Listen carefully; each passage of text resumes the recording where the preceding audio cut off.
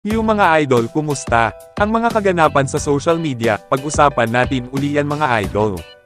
So sa latest upload nga ni Boy Tapang ay naglaro siya ng basketball at uminom siya ng Robust para lumakas. Napakalupit ng laro nila dahil hindi uso ang foul. Kahit nangabalyahan talaga ang kanilang laban. As you can see naman mga idol ay talaga namang mahigpitan talaga ang kanilang depensonan. Pero pinaghandaan talaga ni Boy Tapang ang laro nila kaya uminom nga siya ng Robust.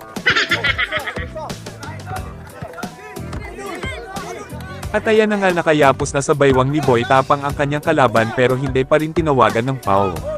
Umikot si Boy Tapang at tumira pero hindi ito pumasok. In other words, sablay ang tera.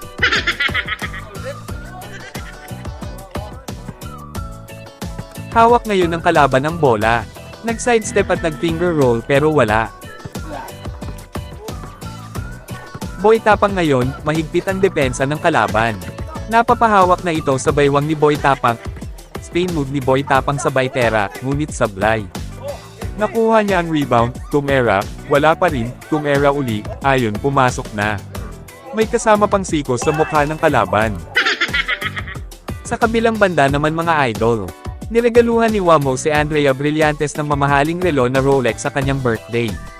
At tuwang-tuwa nga po si Andrea nang buksan niya ang gift na iyon nila Wamos. Makikita talaga ang laki ng kasiyahan sa mukha ni Andrea.